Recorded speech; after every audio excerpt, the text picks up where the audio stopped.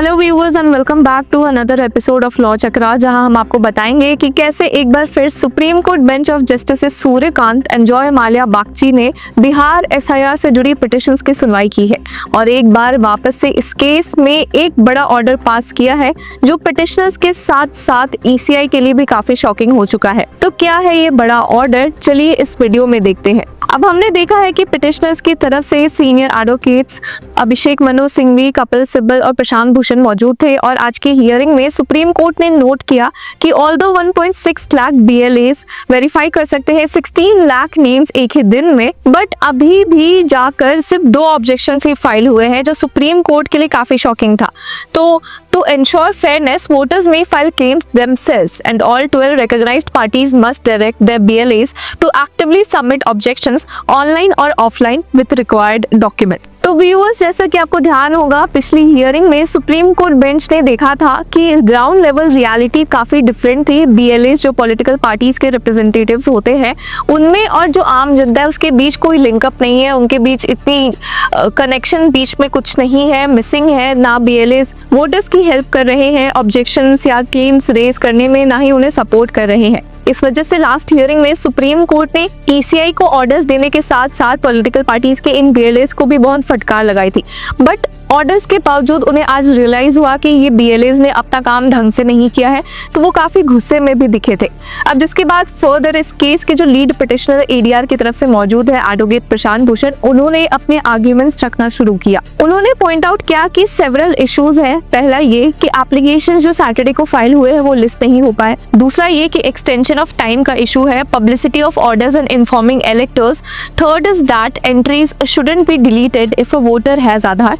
Last order required Aadhaar with claims and objection. तो यहाँ पर एडवोकेट प्रशांत भूषण ने सारे पॉइंट्स अच्छे से समराइज करके सुप्रीम कोर्ट बेंच को बताया है। और एक जो पॉइंट है एक्सटेंशन ऑफ डेडलाइन का, तो व्यूअर्स हुआ ये है कि जो SIR ECI करवा रही है उसमें 1 सितंबर की एक डेडलाइन है। वोटर्स जिनका नाम डिलीट कर दिया गया है, ऑब्जेक्शंस रेज करना चाहते हैं, तो वो 1 सितंबर तक ही कर सकते हैं। बट पिटिशनर्स का कहना है कि ये 1 सितंबर की जो डेडलाइन है वो काफी छोटी है, इसलिए इसका एक्सटेंशन होना चाहिए। और फिर आधार कार्ड का भी उन्होंने पॉइंट उठाया कि आधार कार्ड अभी भी एज डॉक्यूमेंट प्रूफ नहीं एक्सेप्ट हो रहा है, कहीं ना कहीं इसके लिए अभी भी डाउट है, बहुत सारी बातें सामने आ रही है। तो इसी की वजह से जस्टिस सूर्यकांत ने इस केस में हियरिंग की शुरुआत में ही एक बड़ी बात बोल दी है, एक बड़ी स्टेटमेंट रख दी है। उन्होंने कहा है कि Aadhaar will be treated as one of the verification documents, यानी कि कहीं ना कहीं जस्टिस सूर्यकांत ने कहा है कि ECI की जो 11 लिस्ट ऑफ डॉक्यूमेंट्स थी जिसमें आधार इंक्लूडेड नहीं था और जिसके बिहाफ में, जिसके अगेंस्ट में ही पिटिशनर्स बार बार ये पॉइंट उठा रहे थे कि भला आधार क्यों नहीं इसमें इंक्लूडेड है। वहीं पर जस्टिस सूर्यकांत ने फाइनली पिटिशनर्स की शायद बात सुन ली है और उन्होंने आज की हियरिंग में साफ कह दिया कि आधार भी one of the verification documents जैसा ट्रीट होगा। इस पर ही एडवोकेट भूषण ने कहा कि ये ऑर्डर फिर भी क्लैरिफाई करने की जरूरत है क्योंकि form submitted by voters haven't even been uploaded. Unless we see what was received, how can we know they didn't accept Aadhaar in the first stage. ये सब सुनने के बाद जस्टिस सूर्यकांत ने कहा कि section 9 of the Aadhaar act fixes the value of Aadhaar, उसे acknowledge करना बहुत जरूरी है। पर वापस से एडवोकेट भूषण ने कहा कि suppose I didn't attach any documents, this still say the form is included in the draft list. Our concern is many such forms weren't filled by voters themselves. तो यहाँ पर एडवोकेट भूषण ने कहा कि जो फॉर्म ऑब्जेक्शन का raise भी किया जा रहा है या अपलोड करवाया जा रहा है, तो वो वोटर्स को पता ही नहीं चल रहा कि वो अपलोड हुआ है या नहीं। तो कहीं ना कहीं इससे भी डिस्क्रिपेंसी पैदा हो रही है। जो डॉक्यूमेंट्स वो सपोज अटैच करके वो अपलोड कर रहे हैं या डॉक्यूमेंट्स अपलोड करना भूल जा रहे हैं, बट उन्हें ही नहीं पता चल रहा कि ये फॉर्म अपलोड हुआ है या नहीं। पर इसी में ECI की तरफ से सीनियर एडवोकेट राकेश द्विवेदी ने कहा कि अगर कोई डिस्क्रिपेंसी होती भी है तो notice will be given with in 7 days। Out of 7.24 crore 99.5% have submitted documents. Political parties are mostly filing for deletions, not inclusion.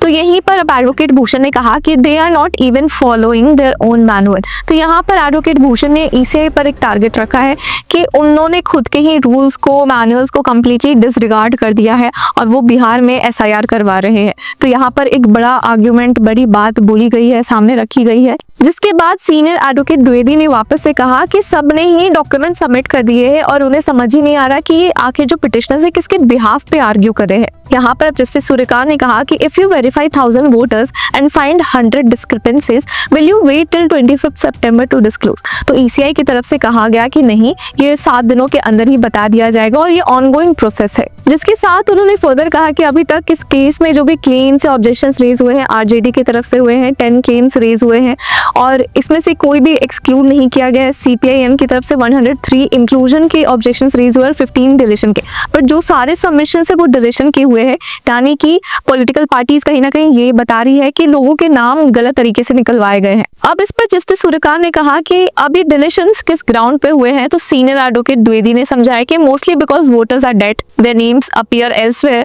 And they themselves seek deletion. Supreme court की बेंच ने पूछा कि आखिर ये डिलीशन भी किस बेसिस पे हुआ है, जिसका जवाब सीनियर एडवोकेट राकेश द्विवेदी ने दिया। 2.7 लाख नेम्स मार्क्ड है डिलीशन के लिए, मैक्सिमम 30 डेज का टाइम दिया गया है for filing claims and objections और जो बीएलएज है उन्हें इस केस में लिस्ट भी प्रोवाइड कर दी गई है।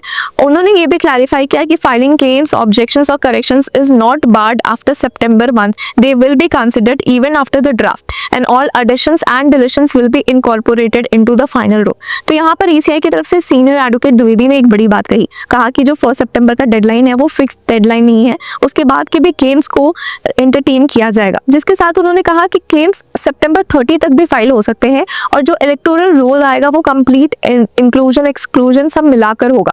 ऐसा नहीं है कि कोई भी काम यहाँ पे छोड़ा जाएगा, किसी का नाम भी हटाया जाएगा। पर उसके साथ ही उन्होंने कहा कि अगर सुप्रीम कोर्ट इस केस में डेट एक्सटेंड करते रहेगी तो ये एक इनडेफिनेट प्रोसेस हो जाएगा, प्रोसेस कभी खत्म ही नहीं होगा, नेवर एंडिंग बच जाएगा। अब यहीं पर एडवोकेट भूषण ने कहा कि बट इससे भी एक ज्यादा सीरियस इशू इस केस में उठा है। उन्होंने कहा कि the courts August 22 order required Aadhaar inclusion और अब बिहार में फ्लड्स आ गए हैं जिसकी वजह से सिचुएशन खराब हो गई है।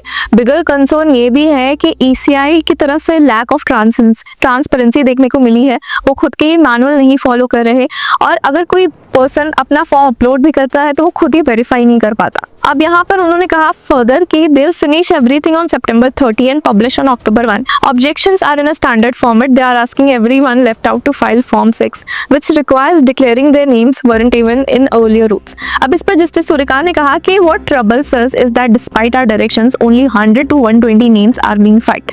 और यहीं पर सीनियर एडवोकेट द्विवेदी ने कहा कि वोटर्स को कोई इशू नहीं है, सिर्फ एडीआर को इशू है। लोग आराम से Form 6 फिल कर दे रहे हैं, जो भी ईसीआई उनसे डिमांड करी है, जो डॉक्यूमेंट्स बोल रही है या फॉर्म्स फिल करने बोल रहे हैं, लोग आराम से फिल कर दे रहे हैं। इस केस में सिर्फ पिटिशनर्स को दिक्कत है, जो आम जनता है उन्हें कोई दिक्कत नहीं है। इसके बाद पिटिशनर्स की तरफ से एक और एडवोकेट मौजूद थे, निजाम पाशा। उन्होंने कहा कि दे आर ईसीआई की तरफ पॉइंट आउट करके कि वो रिफ्यूज कर रहे हैं फॉर्म्स को और इंसिस्ट कर रहे हैं कि फॉर्म 6 ही फाइल होना चाहिए, जो कि फॉर फ्रेश इंक्लूजन है। उन्होंने फर्दर कहा कि filed documents should also be reflected online. तो इस पर ईसीआई की तरफ से कहा गया कि वो मिसलीडिंग न्यू फॉर्म्स है और जो कि are being accepted and shared weekly with parties. अब इधर जस्टिस सूर्यकांत ने कहा कि अगर पॉलिटिकल पार्टीज का भी इन्वॉल्वमेंट है तो उनके सामने ये सब एड्रेस करना चाहिए। जिस पर एडवोकेट भूषण ने वापस से कहा प्रॉब्लम है lack of transparency, but ECI ने कहा कि ट्रांसपेरेंसी के साथ कोई दिक्कत नहीं है, ये पिटिशनर्स का माइंडसेट हो गया है जो कि डिस्ट्रप्टिव हो गया है। कहीं ना कहीं ईसीआई पर उंगली उठाने की आदत पड़ गई है लोगों को, इसी वजह से ये माइंडसेट का इशू है। ऐसा कुछ भी नहीं है कि लैक ऑफ ट्रांसपेरेंसी है ईसीआई की तरफ से। अब जिसके बाद सुप्रीम कोर्ट ने अपना ऑर्डर स्टेट करना शुरू किया। ये सारे आर्ग्यूमेंट सुनने के बाद उन्होंने कहा कि जो इंटरवेंशन एप्लीकेशन फाइल की गई है 2 पॉलिटिकल पार्टीज के द्वारा, एक्सटेंशन की डिमांड हो रही है 2 हफ्तों से 15 सितंबर, बट उन्होंने इसमें ये भी ऐड किया कि सीनियर एडवोकेट द्विवेदी ने समझाया है कि एक्सटेंशन की जरूरत नहीं है क्योंकि 1 सितंबर के बाद भी वो एंटरटेन करेंगे क्लेम्स ऑब्जेक्शंस जो भी वोटर्स अपने रेज करेंगे उनके सामने। फर्दर कहा गया कि it has been noted that claims objections and corrections may still be filed beyond September 1 and will be taken up after the draft rule is finalized. The exercise will continue until the last date of nominations, with all changes incorporated into the final rule. Or accordingly, the filing of claims, objections and corrections shall go on and political parties, petitioners are directed to place their affidavits in reply to the note. Order में ये भी कहा गया कि we note that certain aspects, particularly regarding the acceptance of claims, objections and corrections involve seriously disputed questions of fact. को ensure करने के लिए कि बिहार में जो वोटर्स उन्हें सपोर्ट मिले, तो इसी वजह से सुप्रीम कोर्ट ने कहा कि we request the former chairman of the Bihar legal services authority to preferably by tomorrow noon direct all district LSAs to depute and notify paralegal volunteers along with their names and contact numbers. These volunteers will assist voters and political parties in filing claims, objections and corrections online. Each volunteer shall then submit a confidential report to the district and sessions judge, and the information gathered will be collated at the state LSA level. तो यहाँ पर supreme court ने notice किया कि अभी भी बहुत issues है, वोटर्स को मदद नहीं मिल रही है पॉलिटिकल पार्टीज के BLAs की तरफ से भी, तो उन्होंने यहाँ पे वॉलंटियर्स की भी बात उठाई है, फॉर्मल जो मेंबर्स थे उनसे भी डिमांड की है, रिक्वेस्ट की है, डिमांड नहीं की है, रिक्वेस्ट की है कि वो हेल्प करे इस प्रोसेस में ताकि जो वोटर्स है बिहार के उनकी मदद हो सके।